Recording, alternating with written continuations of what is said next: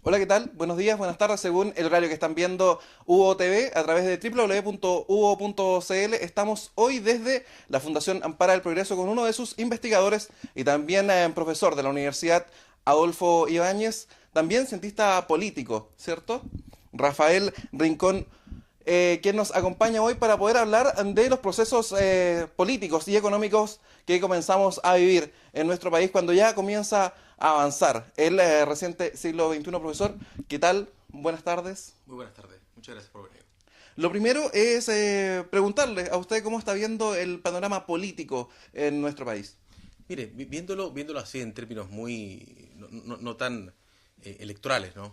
Digamos, lo más interesante y quizás lo más trascendente del panorama político actual, es que precisamente es la primera vez en mucho tiempo, quizás por lo menos en veintitantos años, que realmente se incorpora al debate político el tema del modelo económico, ¿no? Si uno mira las elecciones anteriores, ¿no? Si uno mira hacia atrás un poco y recoge la historia de los debates políticos anteriores, las carreras presidenciales, uno se da cuenta de que los candidatos hacían un tremendo esfuerzo por diferenciarse entre ellos, ¿no? Más policías acá, más policías menos, más hospitales acá, más hospitales acá, ¿no? Pero básicamente nunca en ese tiempo se cuestionó severamente o seriamente el modelo económico. Esta es la primera vez que eso ocurre, ¿no? Básicamente yo creo que hay dos hechos que son fundamentales. El primero, ¿qué pasa en 2010? Que la coalición de centro-izquierda que había estado gobernando el país durante los últimos 20 años, después del año 90, eh, y que había estado administrando el modelo económico, pierde las elecciones, ¿no? Pierde las elecciones presidenciales, pierde el poder también después de 20 años, y se produce justamente esta transición hacia un gobierno de centro-derecha, ¿no? Perdido el poder, aparentemente la concertación busca la manera de reinventarse, replantearse, redefinir su identidad, y en eso busca empezar a girar un poco más hacia la izquierda, ¿no? Entonces probablemente eso provoca que haya incorporado precisamente al debate político esta idea de ya seriamente decir, bueno, hay que cuestionar el modelo económico que básicamente que es el que ha funcionado en Chile desde mediados de los años 70. Quisiéramos irnos más directo hacia su libro, que lo tenemos ahí en un costado. Me gustaría que lo pudiéramos tomar, ¿cierto? Se llama del consenso, perdón, a la encrucijada, y ahí es donde también se plantea la evolución política y económica que se da, sobre todo desde el gobierno de Michelle Bachelet. ¿Cómo nos puede explicar un poquito Sí, mejor eso? sí, precisamente lo que plantea este libro es cómo se empieza a producir un tránsito de un consenso sólido. Yo recuerdo cuando hacía clases hace un par de años atrás, una de las cosas que siempre enseñaba a los alumnos y siempre les mostraba era que uno de los grandes atractivos de Chile fuera el consenso, ¿no? Es decir, una de las cosas que producía mayor tranquilidad, sí, básicamente tranquilidad es la palabra, ¿no? En los inversionistas era precisamente el hecho de que en Chile regía un consenso. De la centroizquierda a la centroderecha no se cuestionaba lo esencial de dos cosas, ¿no? Básicamente del pilar democrático del país, es decir, de qué tipo de sistema político rige el país, y de qué tipo de sistema económico o qué tipo de estrategia económica tiene Chile para el desarrollo, ¿no? Eso empieza a romperse, ¿no? Precisamente lo que plantea este libro es cómo desde durante mucho tiempo había estado rigiendo este consenso donde estas elecciones, los debates presidenciales anteriores precisamente eran aburridos, por decirlo así, porque no se cuestionaban cosas tan esenciales, y cómo eso empieza a producirse. Pero cómo esa ruptura del consenso, o esa aparente ruptura del consenso, pone a Chile en una encrucijada, ¿no? Porque si uno mira lo que está ocurriendo hoy en el debate político, lo que se está planteando básicamente es o Chile continúa por la ruta que ha seguido hasta ahora, ¿verdad? Básicamente dos cosas: economía libre mercado y democracia e institucionalidad democrático-liberal, o da Chile un giro que todavía está un poco ambiguo, ¿no? Asumimos que ese giro sería un poco más a la izquierda, más o menos por los discursos que han venido produciéndose, y, y de por medio está el asunto de una asamblea constituyente, ¿no? Es decir, hay dos cosas que se están planteando básicamente este año electoral. Número uno, asamblea constituyente, y número dos, profundos cambios al modelo. ¿Y por qué se comienza a cuestionar ahora, después de el primer gobierno de la centro derecha, después de el periodo del gobierno militar y también después de 20 años de la Sí, concertación? esa es una buena pregunta. Yo, de hecho, guardé por acá algunas cifras, ¿no? Algunas cosas. Si uno se pone a revisar, ¿no? Por ejemplo, no sé si le alcanza a ver con la cámara, ¿no? Pero si uno se pone a revisar algunas cifras, por ejemplo, y mira este gráfico, probablemente no van a ver los números, pero sí van a ver la línea. Si uno mira este gráfico, por ejemplo, el ingreso per cápita, uno mira cómo desde el año 80, este es un registro del Banco Mundial, cómo desde el año 80 se ha producido un crecimiento tremendo, ¿no? Y si uno sigue mirando así, por ejemplo, este que está acá también, PIB per cápita, o tenemos por acá uno de la pobreza, por ejemplo, la tasa de índice de la pobreza, cómo ha decaído del 45% hasta el 14.4% en la última medición del año 2011. Uno precisamente se hace esa pregunta, ¿no? ¿Por qué ahora, justamente cuando Chile parece ir viento en popa, ¿no? ¿Por qué se produce este cuestionamiento? Como les decía, tengo la impresión, o muchos tenemos la impresión, de que lo que se ha producido es una necesidad política, básicamente, de redefinir un sector.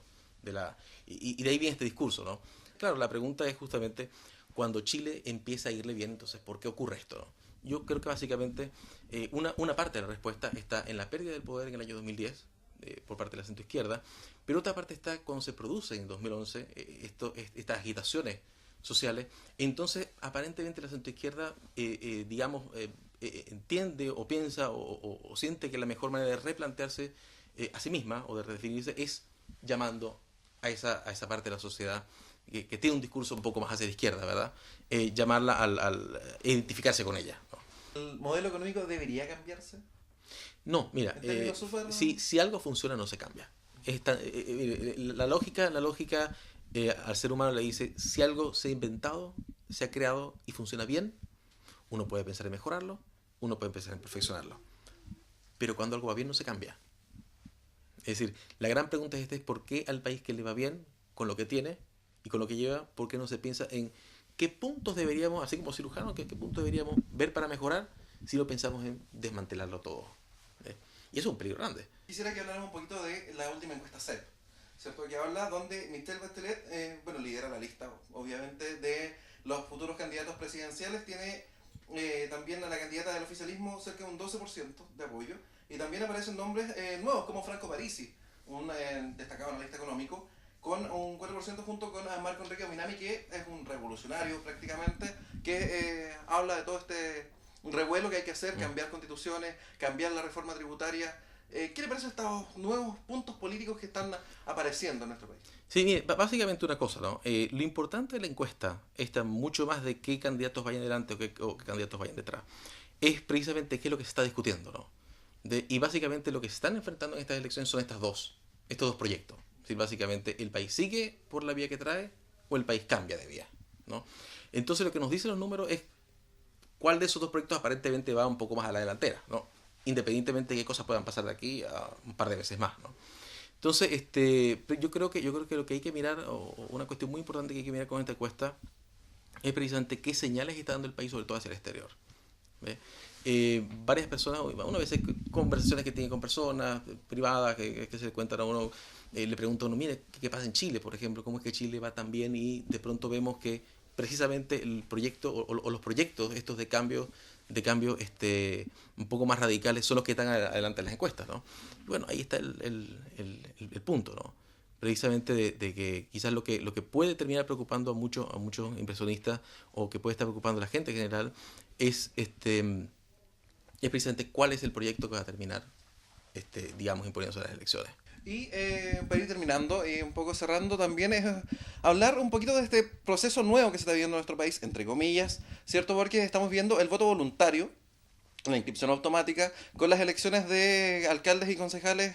La pasada también vivimos la primera primaria dentro del ámbito legal con muy baja votación. ¿Qué cree que pasa en la población? ¿Es un voto también importante de la mitad del país? Mira, hay una cosa, ¿no? Yo no le daría tanto, es decir, obviamente todos quisiéramos que ojalá toda elección tuviera una altísima participación, ¿no?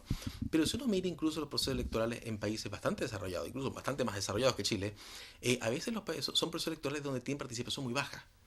Es decir, la participación a veces puede influir muchas cosas, que alguien no vaya a votar. Apatía, flojera, ¿no? O simplemente prefiero irme a la playa que ir a votar, ¿no? Entonces, y a veces mucha apatía, sobre todo en la juventud, ¿no? Gente que se siente de alguna forma que las cosas están como están, van bien, o no van bien, pero no participan en política, o no me importa. Entonces, quizás lo preocupante de esto, es decir, yo no le daría tanto dramatismo en el sentido de que no solamente en Chile ocurre, Y no solamente ocurre, y eso no significa de ninguna manera que haya una crisis institucional, ¿no? Lo que sí es cierto, y en el caso sobre todo de esta elección, es que este asunto del voto voluntario le ha puesto bastante incertidumbre a cómo van a ser los resultados. De hecho, las mismas personas que han dado las encuestas han advertido, acá están las encuestas, pero con voto voluntario no sabemos qué va a ocurrir. Vimos las elecciones municipales pasadas que efectivamente hubo varias sorpresas, ¿no?, que no se esperaban. Queremos agradecer su tiempo. Rafael Rincón entonces está junto a nosotros, quien es investigador de la Fundación para el Progreso y también profesor de la Universidad Adolfo Ibáñez, cientista político, que nos da una mirada bastante certera y bastante al hueso de lo que está ocurriendo en el ámbito político, en el ámbito económico de nuestro país. Y por supuesto no dejen de leer el libro de su propia autoría, Del consenso a la encrucijada, el debate en torno al modelo económico, que lo pueden encontrar por supuesto en las mejores librerías del país.